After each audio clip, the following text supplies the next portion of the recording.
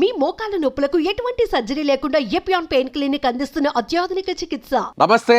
పవన్ కళ్యాణ్కి సంబంధించినటువంటి సెక్యూరిటీ లోపం మీద ఒక సంచలనమైనటువంటి ఒక ఘటన వెలుగు చూస్తుంది.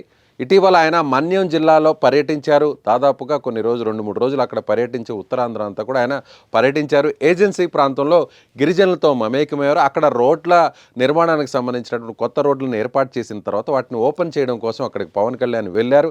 అదేవిధంగా గంజాయి రహిత రాష్ట్రంగా ఉండడం కోసం అక్కడ పోలీసులతోనూ స్థానికులతో కూడా ఆయన కొన్ని అవగాహన కార్యక్రమాలు కూడా నిర్వహించారు. అయితే ఇప్పుడు తాజాగా అక్కడ ఒక నకిలీ ఐపీఎస్ ఆఫీసర్ ఉదంతం బయటకు వచ్చింది.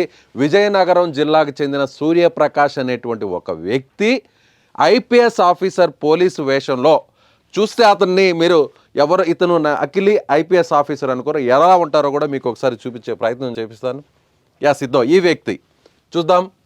సూర్యప్రకాష్ అనేటువంటి ఈ వ్యక్తి విజయనగరం జిల్లాకు సంబంధించినటువంటి వ్యక్తి. ఇతను ఇలా స్థానికంగా ఉన్నటువంటి కొంతమంది కమాండ్ హౌస్కు అక్కడ ఉన్నటువంటి కింది స్థాయి సిబ్బందికి కూడా ఏకంగా పోలీస్ అధికారిగా ఐపీఎస్ ఆఫీసర్గా అక్కడ పోజులు ఇస్తూ మరీ ఫోటోలు దిగినటువంటి ఉదంతం బయటకు వచ్చింది. అంటే పవన్ కళ్యాణ్ పర్యటనలో ఈ స్థాయిలో ఒక నకిలీ పోలీసు డైరెక్ట్గా ఐపీఎస్ ఆఫీసర్ గెటప్లో ఆ యూనిఫామ్లో నకిలీ ఐడి కార్డుతో చివరికి అక్కడ బ్యాడ్స్తో సహా నేరుగా అక్కడికి వచ్చి పవన్ కళ్యాణ్ పర్యటనలో అంతా కూడా కలిరి తిరిగారు. సో ఆ మిగిలినటువంటి ఆ ఫోటోలను కూడా ఒకసారి చూపించే ప్రయత్నం మీకు చేస్తాను. ఈ వ్యక్తి ఈ విధంగా ఉన్నాడు. ఆయన అక్కడ చూసినట్లయితే ఇతను ఇక్కడ ఒక వీడియోలో కూడా మనం చూడవచ్చు.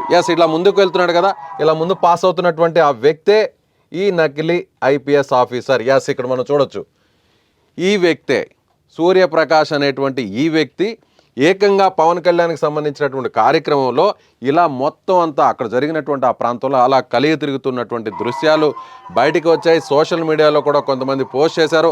అతనికి సంబంధించినటువంటి ఇక్కడ పవన్ కళ్యాణ్ ఇక్కడ ఆయన అక్కడ ప్రారంభోత్సవం చేస్తున్నటువంటి దృశ్యాలు మనకు కనిపిస్తున్నాయి. అయితే ఇప్పుడు ఆ వ్యక్తి ఎవరో కూడా మీకు చూపించే ప్రయత్నం చేస్తాను.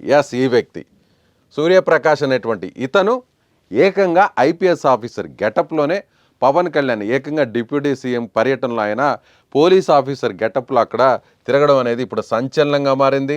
ఇప్పుడు సోషల్ మీడియాలో ఇది వైరల్ అవుతున్నాయి. ఈ ఫోటోలన్నీ కూడా ఈ వ్యక్తి ఇతను విజయనగరం జిల్లాకు సంబంధించినటువంటి వ్యక్తిగా ఇతను ఉన్నాడు. గరివిడి మండలం అంబటి వలస ప్రాంతానికి సంబంధించినటువంటి వ్యక్తిగా పోలీసులు గుర్తించడం జరిగింది. విజయనగరం రూరల్ పోలీసులు ఇతన్ని అదుపులోకి తీసుకొని ప్రస్తుతం విచారిస్తున్నారు. అసలు ఇతని ఎందుకు ఏకంగా పోలీస్ ఆఫీసర్ గెటప్లో వచ్చారు? ఇతను పవన్ కళ్యాణ్ని చూడాలన్నా, లేకపోతే పవన్ కళ్యాణ్కి దగ్గరగా ఉండాలన్నా, లేదంటే పవన్ కళ్యాణ్ అభిమానం ఉంది కాబట్టి పవన్ కళ్యాణ్కి దగ్గరగా అక్కడ పోలీస్ ఆఫీసర్గా వెళితే అక్కడ పోలీసులు ఎవరు కూడా అడ్డుకోరు కాబట్టి నేరుగా పవన్ కళ్యాణ్ని కలవచ్చు, అక్కడ మీట్ అవ్వచ్చు అనేటువంటి ఆ ఉద్దేశంతోనే ఆయన నకిలీ పోలీస్ ఆఫీసర్ గెటప్తో అక్కడికి వెళ్ళాడా, లేదంటే దీని వెనక ఏదన్నా కుట్ర ఉందా, పవన్ కళ్యాణ్ని అంతమొందించడం కోసం ఈ విధంగా కుట్ర పన్నేరా, ఇలా ఏకంగా పోలీసులు గెటప్లోనే నేరుగా అక్కడికి వెళ్ళి రెక్కీ నిర్వహించడం కోసం అక్కడికి వెళ్ళాడా, లేదంటే ముందు నుంచి కూడా ఏదన్నా ప్లాన్ చేశారా? ఇప్పటికే కొన్ని హెచ్చరికలు వస్తున్నాయి. పవన్ కళ్యాణ్కి ప్రాణం ముప్పు ఉంది అని కూడా గతంలో మనం చూసాం. అదేవిధంగా నెల్లూరు జిల్లాకు సంబంధించినటువంటి ఒక వ్యక్తి కూడా మద్యానికి బానిసైనటువంటి ఒక వ్యక్తి కూడా ఇటీవల పవన్ కళ్యాణ్ పేషీకి కాల్ చేయడం జరిగింది. డైరెక్ట్గా ఆఫీసర్స్ని బెదిరించడం జరిగింది. పవన్ కళ్యాణ్ని చంపేస్తామని చెప్పడం జరిగింది. కాల్స్ చేయడం జరిగింది, మెసేజ్ చేయడం కూడా జరిగింది. అయితే ఆ వ్యక్తిని అదుపులోకి తీసుకున్న తర్వాత అతను ఒక ఆకతాయిగా గుర్తించడం జరిగింది. అదేవిధంగా గతంలో కూడా పవన్ కళ్యాణ్ చెప్పడం జరిగింది, తనను అంతమొందించడానికి, హత్య చేయడానికి గతంలో కూడా కొంతమంది గోండాలు రెక్కీ నిర్వహించారు, బ్లేడ్లు పెట్టుకొని తిరుగుతున్నారు, అవకాశం వస్తే తనను చంపేయడానికి కూడా పథకాన్ని రచిస్తున్నారు, ఒక కిరాయి ముఠా కూడా గతంలో రెక్కీ నిర్వహించింది అని ఆయన ఎన్నికల ప్రచారంలో కూడా చెప్పడం జరిగింది. ఇప్పుడు ఏకంగా పోలీసుల మధ్య ఈ విధంగా ఒక వ్యక్తి ఇలా పవన్ కళ్యాణ్ ఆయన పర్యటన చేస్తున్నప్పుడు ఇక్కడ చూడొచ్చు మనం, ఆయన చాలా ఎక్కడా సెక్యూరిటీ లేకుండా ప్రజలతో ఆయన అలా మమేకమవుతున్నాడు. గిరిజనులతో ఆయన ఈ విధంగా కూడా అంటే ఉత్తరాంధ్ర ప్రాంతం అని చెప్పంగానే మనకు గుర్తుకు వచ్చేది ఏజెన్సీ ప్రాంతంలో పవన్ కళ్యాణ్ ఇలా పర్యటించడం, ఆయన పోలీసులని, అధికారులని, సెక్యూరిటీని పక్కన పెట్టి ఆయన నేరుగా ఇలా ఆ గిరిజనులతో ఆయన అక్కడ మమేకమైనటువంటి పరిస్థితి.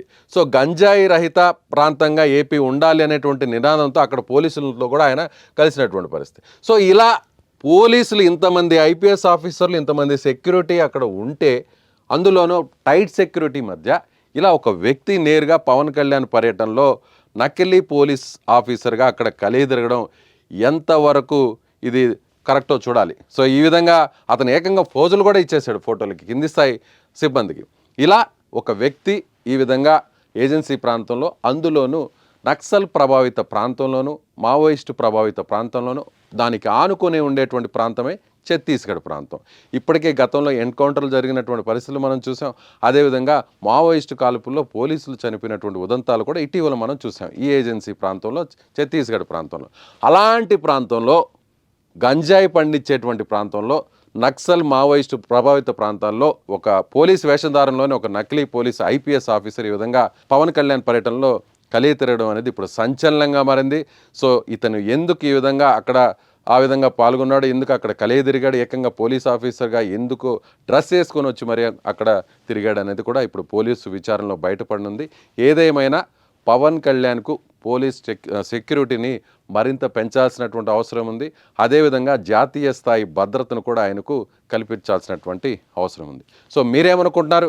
ఏకంగా పవన్ కళ్యాణ్ పర్యటనలో ఈ విధంగా ఒక నకిలీ పోలీస్ ఆఫీసర్ పోలీసుల మధ్యనే తిరగడం, ఇప్పుడు సోషల్ మీడియాలో ఈ ఫోటోలు వైరల్ అవడం, దీనిపై మీ కామెంట్ ఏంటి, మీ అభిప్రాయం ఏంటి? పవన్ కళ్యాణ్ ఇప్పుడు ఆయన ప్రజల్లో సెక్యూరిటీని పక్కన పెట్టి నేరుగా ప్రజలతో మమేకమవుతున్నారు. ఏ ప్రాంతానికి వెళ్ళినా, ఏ గ్రామానికి వెళ్ళినా ఆయన నేరుగా ప్రజలతో ఆయన మాటామంతి కలుపుతున్నారు. సో ఇలాంటి పరిస్థితుల్లో ఆయనకు సెక్యూరిటీని పెంచాల్సిన అవసరం ఉందా లేదా?